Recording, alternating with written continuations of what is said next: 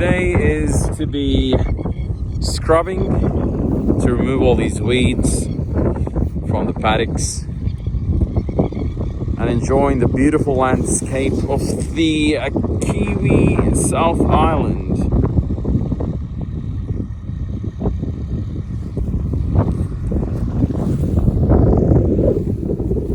Get rid of this weed.